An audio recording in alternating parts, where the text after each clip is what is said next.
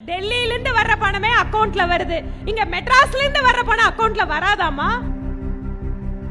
Ration கடையில கூப்பிட்டு உங்களுக்கு எல்லாத்தையும் முகத்தை பார்த்து கொடுத்தாதான் பணமா?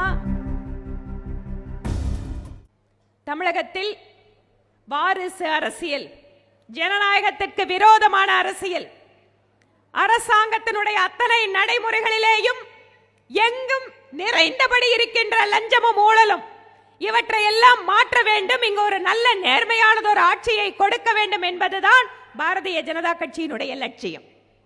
இன்று சட்டப்பேரவையிலே நிதிநிலை அறிக்கை தாக்கல் செய்யப்பட்டது. கடந்த 3 நாட்களாக இது குறித்து அங்கு விவாதங்கள் நடத்தி கொண்டிருக்கிறோம். இந்தியாவிலேயே நாங்கள் முன்னேறிய மாநிலம் என்று ஒரு புறம் சொல்கிறார்கள். ஆனால் இன்னொரு புறம் இந்தியாவிலேயே அதிகமாக கடன் வாங்கி இருக்கிற மாநிலமாகவும் தமிழகம் தான் இருக்கிறது. ஒரு புறம் சமூக நீதி என்று பேசுகின்ற ஆளும் கட்சி பட்டியலினத்தை சார்ந்த மக்களின் மீது கொடுமைகள் அதிகமாக நடக்கின்ற மாநிலமாகவும் இது மாறிக்கொண்டிருக்கிறது. ஒரே ஒரு குற்றச்சாட்டு, ஏங்க பட்ஜெட் இத்தனை கடனோட கொண்டு வரீங்கன்னா எங்களுக்கு ஜிஎஸ்டி இழப்பீடு கொடுக்கல, நாங்க இங்க வாங்குற வரி வருவாயை நாங்க தான் முடிவு பண்ணணும், நீங்க யாரு டெல்லியில இருந்து கேட்கறதுக்குன்னு இன்னொரு கேள்வி. மூன்றாவது, இந்த தமிழகத்தினுடைய வரி வருவாய்க்கு நீங்க அங்கிருந்து கொடுக்கக்கூடிய பணம் என்பது ₹1.29. திரும்ப திரும்ப திரும்ப எத்தனை முறை இதற்கான விளக்கத்தை கொடுத்தாலும் எழுத்துப்பூர்வமாக நிதிநிலை அறிக்கை வரை இந்த ஆளுகின்ற கட்சி மத்திய அரசை, பிரதமர் மோடி அவர்களை குறை சொல்கிறது.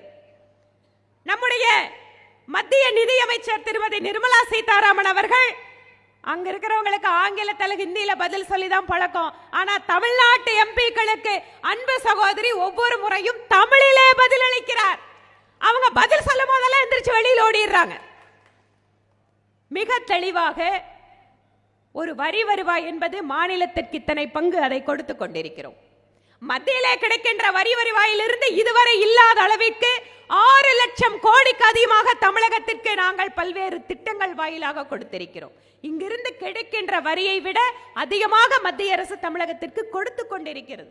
ஆனா இவங்களுக்கு அந்த கணக்கெல்லாம் இல்லை. திமுக கையில கொடுத்தீங்களா காசை? நாங்க சொல்றோம், விவசாயிகளுக்கு மோடி அவர்கள் நேரடியாக 6000 ரூபாய் கொடுக்கிறார். உங்களுக்கு என்ன கஷ்டம்?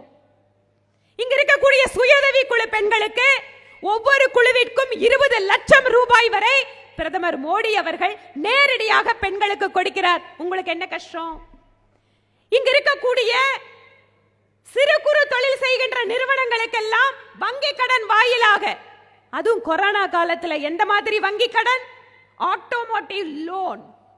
நீங்க பேங்க்ல இருந்து கூப்பிட்டு ஐயா கடன் வேணுமான்னு கேட்பாங்க. நீங்க வேணும்னு சொன்னா உடனே கொடுப்பாங்க, இல்லைன்னா இல்லைன்னு எழுதுவாங்க. இந்த மாதிரி இதுவரைக்கும் எந்த பேங்க்கும் செஞ்சதே இல்லையே. நாங்க கோயம்புத்தூர் தான் இந்தியாவிலேயே அதிகமாக சிறு குறு தொழில் நிறுவனங்களுக்கு பலன் பெற்ற மாவட்டம். நம்முடைய பிரதமர் மோடி அவர்கள் நம்முடைய தொழில் நிறுவனங்களை காப்பாற்றுவதற்காக கொடுத்தார். இதை மாநில அரசு கிட்ட கொடுத்து உங்ககிட்ட வர சொல்லியிருந்தா இந்த ரேஷன் கடையில கரன்சி கொடுத்த மாதிரி தான். பிரதமர் மோடி அவர்கள் கோடிக்கணக்கான பேருக்கு அக்கவுண்ட் ஓபன் பண்ணி நேரடியா பணத்தை கொடுக்கிறாரு. டெல்லியில இருந்து வர்ற பணமே அக்கவுண்ட்ல வருது. இங்க மெட்ராஸ்ல இருந்து வர்ற பணம் அக்கவுண்ட்ல வராதாமா? ரேஷன் கடையில கூப்பிட்டு உங்களுக்கு எல்லாத்தையும் முகத்தை பார்த்து கொடுத்தாதான் பணமா? அதுக்கு கட்சிக்காரங்க வீட்டுக்கு போகணும், இல்லைன்னா அந்த பணத்தை வாங்கி கொடுக்கிறவங்களுக்கு ஒரு தொகையை செலுத்தணும். ரொம்ப சுலபமாக நேரடியாக மக்களுக்கு எந்தவித இடையூறும் இல்லாமல் பணம் கொடுப்பதற்கு மோடி அவர்கள் ஏற்பாடு செய்திருக்கிறார். ஆனால் அதை விட்டுவிட்டு ரேஷன் கடைக்கு கியூல நில்லுங்க, 4 நாளைக்கு வேலைக்கு லீவ் போட்டுட்டு வாங்கன்னு ரேஷன் கடை முன்னாடி கூட்டத்தை கூப்பிட்டு மக்களை அலைக்கழிப்பதுதான் திராவிட மாடல்.